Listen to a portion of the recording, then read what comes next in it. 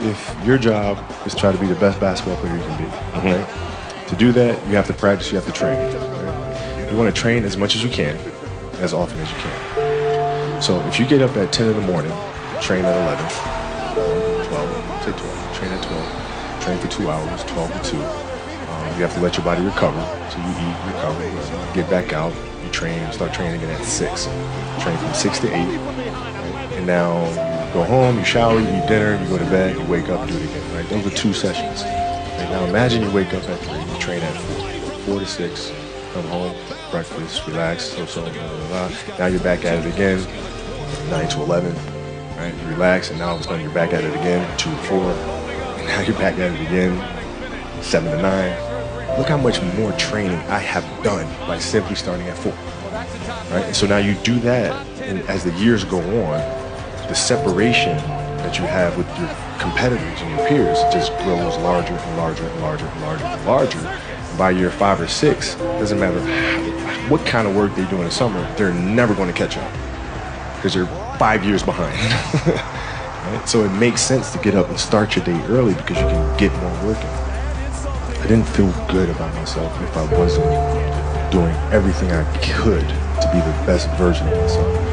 If I felt like I left anything on the table, it would eat away at me. I wouldn't be able to look myself in the mirror.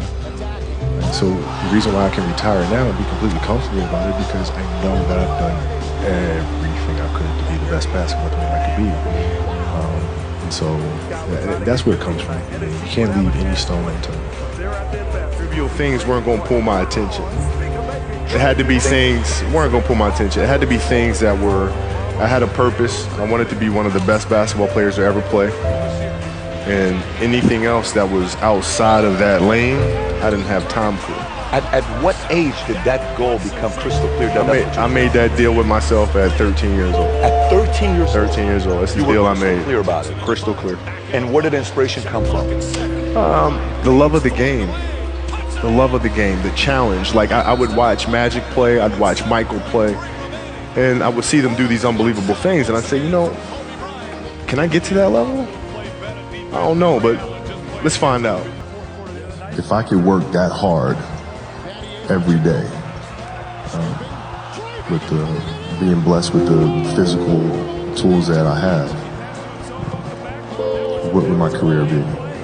And I made a promise to myself from that day that I was going to work that hard every single day so that when I do retire, I have no regrets. And that was the most important thing for me, is to leave no stone unturned, get better every single day. And if I lived that way, then over time, I'd have something that was beautiful. But that was my philosophy. It seems like a pretty simple one, but if you live your life to just get better every single day, and do that for 20 years, what do you have? Follow your passion first. First. When I retired from the game, I sat there asking kind of all the wrong questions. What's the biggest industry I can get into? It's all the wrong stuff. And you got to sit there and ask yourself, okay, what am I truly passionate about? What do I enjoy doing?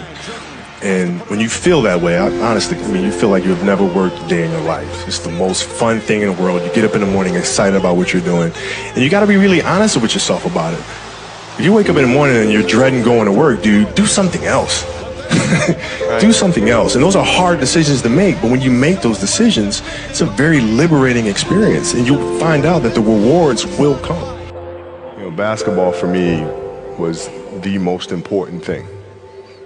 So everything I saw, whether it was TV shows, whether it was books I read, people I talked to, everything was done to try to learn how to become a better basketball player.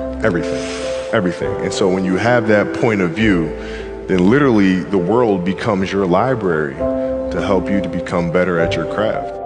The competitiveness that I bring to work every day is really helping people, in a sense, be competitive with themselves. Right? If you're animating something, or you're writing a screenplay, or you're composing a piece of music, is that the best you can do? Right? Don't ask me. Don't say, okay, do you approve? Don't ask me. I'm not the musician. I'm not the composer. You know. right? So the competitiveness is more from an individual perspective. Is this the best you can do? And if the answer is yes, then off we go.